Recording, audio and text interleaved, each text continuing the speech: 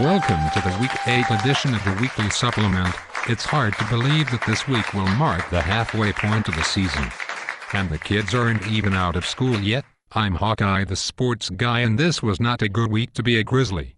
Not only did they drop 2 games, but their captains Doug Dwyer and Robert Farah Esquire were both suspended by the league for their next game due to mismanagement of the third base position. And I am a happy O'Day, and this story won't go away. The Grizzlies will be led by Bill. For those about to rock, Saul Eustio in their next game against the Blue Jays. Rod Duggan was quoted as saying, "Now that the Grizzlies will have an actual leader, Bo and I will have to take this game more seriously than we normally would." Let's look at the highlights of Week 8. The first game on Monday had the 1-8 Rounders facing the 8-0 Dusty Cleats. This game should have been a whitewash based on records, but it turned into a nail-biter. The score was 12-11 for Dodge City after 3 innings, and then the defense and pitching took over.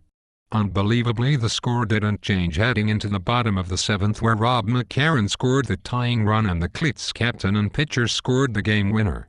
Despite the 1-9 record, people better take the Dodge City Rounders seriously. The second Monday game had the Beer brothers playing the smoking hot tub Woodies.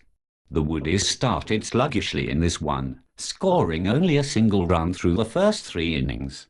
The Beer brothers had 5 runs through 3, with 2 of them, shockingly, being scored by Paul Pilush. The Woodies had a mercy inning in the 4th and then rolled to 4 innings as they didn't need the bottom of the 7th to win this one 16-9. Al Hayward, Dan Rutledge, Kim Peterson, and Ed Hopkins all scored 2 runs in the victory as they stretched their win streak to 5 games. Monday wrapped up with the Wild playing the torn ligaments.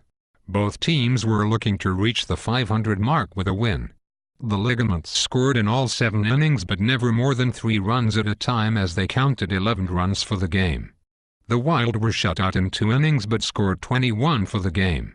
The first 4 hitters for the Wild, Wayne Caldwell, John Tessia, Adrian Barry and Chuck Craig, were all 5 for 6. And their 5-hitter, Chris Bergen, was 5 for 5 with 3 runs scored. Final score 21-11 as the Wild climb back to 500. Moving to Tuesday, there was an interesting matchup of last year's 2 most dominant teams, the Blue Jays and the Hurting Units. When you can hold the first 4 Blue Jays batters to a combined 7 for 16, that would look pretty good for a Unit's win. Especially when those players include Lynn Forrester, Bob Pierce and captains Bo and Rod. However, the rest of the lineup was great, particularly Jim McDonald, who was perfect at the plate, and Matt Forrester, who scored 3 runs. The Units played well in dropping this one 13-11 and had a chance to pull it out in the 7th. Kevin Moon was great, going 4 for 4 and scored a couple of runs. The Hurting Units seemed to be out of their doldrums and are close to another winning streak. In the other early game Tuesday, the Grizzlies played the Red Dogs. The Grizzlies turned in their worst performance since opening night against the Wild. The final score of this one was 13-4 for the Red Dogs, but it really wasn't that close. The big story wasn't Doris's 4 for 5, but the fact that he escaped the game without a serious injury. Congratulations! Goodwill Hunting had a great night, going 4 for 4 with 3 runs scored. Other than Dave Arga's home run, the Grizzlies had nothing to write home about. It's really too bad the captains weren't suspended earlier. That was a pretty harsh report for you. You're starting to sound like me. In the first of 2 late games on Tuesday, the 5-5 Hurting Units played the 8-1 Lucky Stiffs. The Units struggled through this one, getting shut out through the first 4 innings and only scoring 2 for the game. The Stiffs didn't do a heck of a lot better, but they rode a 6-run 3rd inning to an 8-2 win in what turned out to be a spectacular defensive affair. No player on either team had 4 at-bats in this game, and runs were obviously at a premium. Jamie Allen, the Big Kohana and Jerry Wallace were all 3 for 3 on this night, as was Paul Geary. And closing Tuesday, we had the Dog Catchers at the Rusty Rebels. The Dog Catchers were shut out in the first inning, but that was not an indication of what was coming. They proceeded to score 19 runs over the next 5 innings and 21 for the game. The Rebels scored 4 in the 5th and 6th innings, but it was far too little far too late as they lost this one 21-11. Steve Greinke had a very good night, going 4 for 4 with 3 runs scored. Paul Doyle was 5 for 5 for the dog catchers, but the big story here was Pistol Pete Smagola's fabulous night at the plate. The Pirate was 5 for 5 with 3 runs scored. Larry and Randy are said to be considering installing him at the leadoff spot to take advantage of his speed. Great night, Pete. Way to go. Did you take idiot pills this morning? The Dodge City Rounders and Dog Catchers game from Wednesday of this week has been rescheduled to July the 18th due to multiple player conflicts. Please check the league website to confirm your make-up date. The late game from Wednesday had the dislocated joints visiting the Banshees. The Joints scored consistently in this game and led for 6.5 innings. You know what's coming. The Banshees had only scored in 1 inning, getting 6 runs in the 3rd.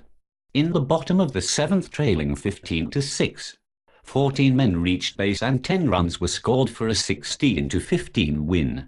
Scott Peters was 5 for 5 on this night with 3 runs scored. He scored 2 of the Banshees' 10 runs in the 7th inning, as did he solo win. And moving to Thursday's game, as luck would have it, I get stuck with the other Grizzly game. Great. The Grizzlies, who were suddenly on a 2-game slide, were facing the daunting task of trying to knock off the undefeated Dusty Cleats. Needless to say, they didn't. Although, we've got to give credit for a game effort, as they had a chance to win it in the 7th, ultimately losing this one by 2 runs 15-13. It's too bad the rest of the team didn't follow Jim Mickey Mantl's excellent example, as he went 3 for 4 with a run scored against the league's best team. While many Cleats played exceptionally well, Robin Dixon had the best night at the plate, going 4 for 4 with 3 runs scored. It's funny that the last game of the week is often the best of the week. Often, not always. The Rebels had one of those nights where nothing goes right when they played the Wild, who took full advantage of every opportunity. Only one Rebel had more than 1 hit on this night, and that was their sub.